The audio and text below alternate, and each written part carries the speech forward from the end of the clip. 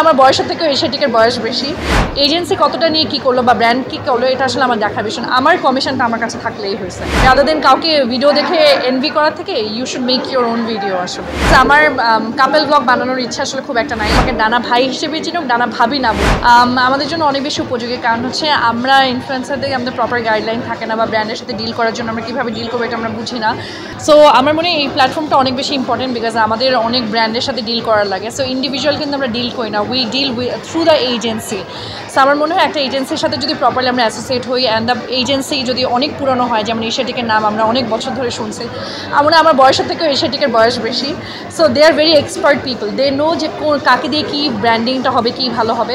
So আমার it's a very good deal আসলে। ভাইয়া আমার মনে হয় অ্যাজ আ এজেন্সি পার্সন, আমি এজেন্সিতে কাজ করি, এজেন্সি অলরেডি কমিশন নেয়। সো এটা কোনো নতুন বিষয় না, এজেন্সি কমিশন নেয়, বাট আমার প্রবলেম নাই। আমার যেটা সেট রেমুনারেশন, আমি যদি ওই রেমুনারেশনটা পাই, এজেন্সি কতটা নিয়ে কী করলো বা ব্র্যান্ড কী করলো এটা আসলে আমার দেখার বিষয় না। আমার কমিশনটা আমার কাছে থাকলেই হয়েছে। So that's most important. না, এটা অবশ্যই যুগ উপযোগী, কারণ যুগের সাথে তাল মিলানোটা ভেরি ইম্পর্ট্যান্ট। আর আমার কাছে মনে হয় যে এখন আমাদের সবার কাছে ভালো ইন্টারনেট আছে, ভালো ফোন আছে। So if you are capable of doing something, আমার মনে হয় ইউ শুড ডু সামথিং। ঘরে বসে রাদার দেন কাউকে ভিডিও দেখে এনভি করার থেকে you should make your own video. আসলে এটা আসলে আমি সবসময় বলি যে যত তাড়াতাড়ি আসে তত তাড়াতাড়ি চলে যায়। সো আপনি যদি ভালো কন্টেন্ট বানান, আপনার গ্রোথ স্লোলি হবে, কিন্তু আপনি লং লাস্টিং হবেন। সো আমার মনে হয় গ্রোথটা স্লোলি হোক, বাট বেশি দিন মানুষের মনে থাকাটা ইজ ভেরি ইম্পর্ট্যান্ট। রহস্যটা হচ্ছে আমি আসলে এলাকার বড় ভাই হতে চাইছিলাম, বিকজ আমি যেহেতু মাঠে খেলতাম, আমি অনেক ক্রিকেট খেলতাম। সো আমার মনে হতো যে যারা মাঠে খেলে তারা অনেক পাওয়ারফুল, এলাকার বড় ভাইরা, বিকজ তারা আসলে আমাদের কোর্ট মাঠটা ছেড়ে দিতে হতো। তখন আমি আমার ফ্রেন্ডদেরকে বলতাম যে আমি একদিন বড় হয়ে এলাকার বড় ভাই হবো। সো ওই থেকে আসলে ডানা ভাইটা আসা। না, এটা না খুব একটা স্যাড একটা জিনিস। যেমন আমি বড় হয়ে যাত্রাবাড়িতে, তো তখন আমাদের খেলা মাঠ ছিল, এখন ওই জায়গায় 3টা বিল্ডিং উঠে গেছে। সো মাঠ জিনিসটা আসলে পাওয়া যায় না খুব একটা।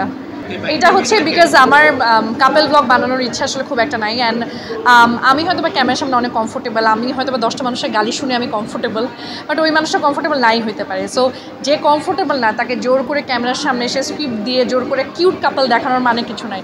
সো আমার মনে হয় আমাকে মানুষ ডানা ভাই হিসেবে চিনে, আমাকে ডানা ভাই হিসেবে চিনুক, ডানা ভাবি না বলুন। নট রিয়েলি, আমি কিন্তু আমার অনেক পার্সোনাল লাইফ নিয়ে আসি, যেমন আমার মাকে দেখাই, আমার ভাইকে দেখাই, ইভেন আমার শ্বশুর শাশুড়িকেও দেখাই। সো আমার মনে হয় পার্সোনাল লাইফ আনাটা সবসময় খারাপ না, বাট যেই মানুষটা কমফোর্টেবল না।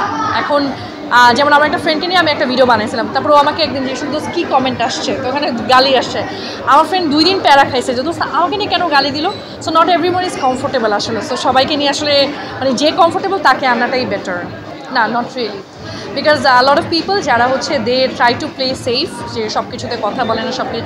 যেমন আমারও কয়েকটা ইন্টারভিউতে আমি সোশ্যাল কয়েকটা ইস্যু নিয়ে কথা বলার পর মানুষজন এটা নিয়ে অনেক গালি দিচ্ছে, বাট আমার কাছে মনে হয় I need to have my own believe. নিজের বিলিভের জায়গাটা, নিজের স্ট্রং জায়গাটা সব ধরে রাখা উচিত।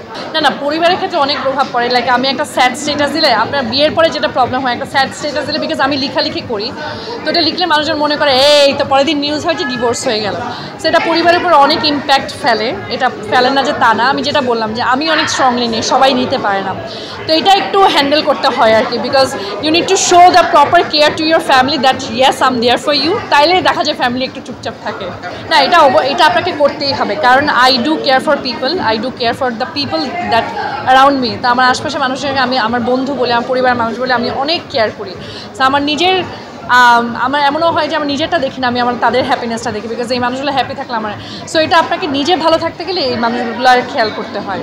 আমাকে যদি জিজ্ঞেস করেন, আমি আসলে আন্টিদের মতো কথা বলবো, যেহেতু আসলে আমার কাছে মনে হয় education is very very very important. Because আমার মাস্টার্স করা কমপ্লিট হয়েছে, বাট সুন আমার প্ল্যান হচ্ছে আমি পিএইচডি করতে যাব।